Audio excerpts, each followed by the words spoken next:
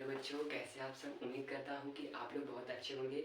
मैं आपके लिए इस वीडियो में 25 एमसीक्यू लाया हूँ हिंदी के 25 एमसीक्यू जो है एग्जाम की दृष्टि से बहुत ज़्यादा इम्पोर्टेंट है। ये जो वीडियो है वो क्लास 10th के लिए है। तो हम लोग पहला है क्या भूलूं याद रचना की विधा है। तो आपके लिए ऑप्शन है, पहला ऑप्शन संस्मरण, दूसरा आत्मकथा, तीसरा जीवनी और चौथा कहानी। तो इसका जो राइट आंसर होगा वो होगा आत्मकथा। दूसरा क्या है, लिखी कागज कोरे रचना के लेखक कौन है। लिखी कागज कोरे की रचना के लेखक कौन है। तो इसके जो लेखक है कन्हैयालाल मिश्र प्रभाकर जी है। कौन है, कन्हैयालाल मिश्र प्रभाकर जी। तीसरा शुक्लोत्तर युगीन लेखक है। शुक्लोत्तर युगीन जो लेखक है वो तो बहुत सारे हैं, लेकिन जो इम्पोर्टेंट है वो है हजारी प्रसाद द्विवेदी जी। तो इसका जो आंसर होगा हजारी प्रसाद द्विवेदी जी होगा। और चौथा होगा रीतिबद्ध काव्यधारा के कवि कौन है। तो रीतिबद्ध काव्यधारा के जो कवि हैं मतीराम।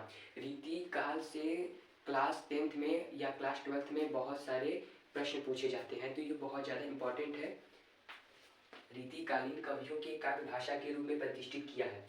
रीतिकालीन कवियों ने काव्य भाषा के रूप में प्रतिष्ठित किया है। किस भाषा को प्रतिष्ठित किया है, तो ब्रज भाषा को प्रतिष्ठित किया है। किस भाषा को, ब्रज भाषा।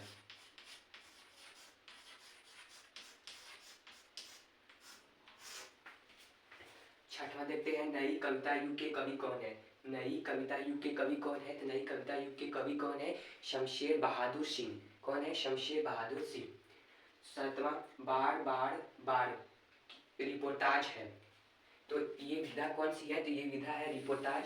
और इसको किसने लिखा है, तो इसको लिखा है विवेकी राय ने। किसने लिखा है, विवेकी राय। अंधेर बंद कमरे, आठवां अंधेर बंद कमरे किसने लिखा है, तो अंधेर बंद कमरे मोहन राकेश ने लिखा है। और नौवां, त्रिवेणी किस विधा की रचना है, तो त्रिवेणी किस विधा की रचना है, तो त्रिवेणी जो है आलोचना है। क्या है, आलोचना।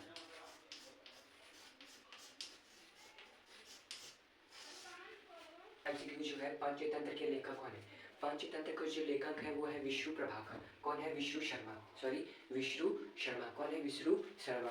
हमने ये जो ऑप्शन इसलिए दिए हैं क्योंकि यहाँ जो है थोड़ा शोर हो रहा है, तो शोर के कारण मेरी आवाज़ आपके यहाँ ना पहुँचे, तो आप इसको देख के अपनी कॉपी पे नोट कर सकते हैं।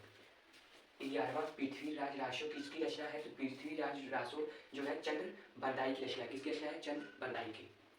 अनामिका किसकी रचना है, तो सूर्यकांत त्रिपाठी त्रिपाठी निराला की रचना है। किसकी रचना है, सूर्यकांत त्रिपाठी निराला, अनामिका। ठूठा आम किसकी रचना है, तो भगवत शरण उपाध्याय। भगवत शरण उपाध्याय। आधुनिक युग की मीरा है। आधुनिक युग की जो मीरा है वो है महादेवी वर्मा। कौन है, महादेवी वर्मा जी। सुजान सागर किसकी रचना है, तो सुजान सागर जो है वो है घनानंद की रचना। किसकी रचना है, घनानंद की। हाँ। प्रेम सागर किसकी रचना है, तो प्रेम सागर जो है वह लल्लू लाल की रचना है। प्रेम सागर किसकी रचना है, लल्लू लाल की। जमीन पक रही है किसकी रचना है, तो केदारनाथ सिंह की। जमीन पक रही है ये किसकी रचना है। हेलो बच्चों, हमने देखा था 17 तक के, अब हम देखते हैं 18। 18 जो है ये जो 18 से जो 25 तक के जो एमसीक्यू है वो है व्याकरण के। किसके हैं, व्याकरण के हैं। तो 18वां जो है कपोट का तद्भव है। कपोट का तद्भव है।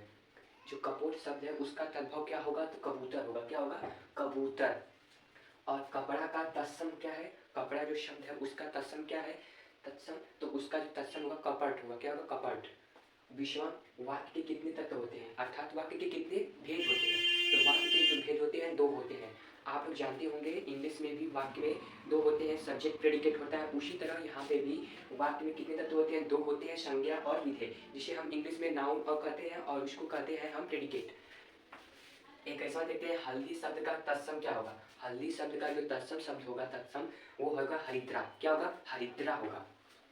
छंद के कितने भेद होते हैं, छंद के कितने भेद होते हैं। छंद के जो भेद होते हैं 3 होते हैं। कौन कौन से, वाणिक, मात्रिक और मुक्त। कौन कौन, वाणिक, मात्रिक और मुक्त छंद होते हैं। तेईसवां, त्रिभुवन के समास है। त्रिभुवन में कौन सा समास है, त्रिभुवन में हम जानते हैं द्विगु समास है। क्योंकि जो एक जो उसका प्रथम पद जो होता है वो संख्यावाचक होता है, तो कौन समास होता है, द्विगु समास। और त्रिभुवन का मतलब होता है 3 भवन, तीनों भवनों का समाहार। अर्थ के आधार पर वाक्य के भेद होते हैं। अर्थ के आधार पर वाक्य के कितने भेद होते हैं, अर्थ के आधार पर वाक्य के 8 भेद होते हैं। कितने भेद होते हैं, 8 भेद होते हैं। 25वां देखते हैं, शोठा छंद के द्वितीय चरण में कितनी मात्राएं होती हैं। शोठा छंद के द्वितीय चरण में कितनी मात्राएं होती हैं, तो कितनी होती है, 13 मात्राएं होती है। कितनी मात्राएं होती है, 13 मात्राएं होती है। शोठा जो होता है वह दोहे का उल्टा भाग होता है। दोहे का क्या होता है, उल्टा भाग होता है। इसमें भी 4 चरण होते हैं और उसमें भी 4 चरण होते हैं, लेकिन इसमें जो होते हैं, इसमें जो होता है प्रथम और तृतीय चरण में कितनी मात्राएं होती है, 11 मात्रा होती है। जबकि शोठा में प्रथम और तृतीय चरण में 11 मात्राएं होती है और द्वितीय और चतुर्थ चरण में 13 मात्राएं।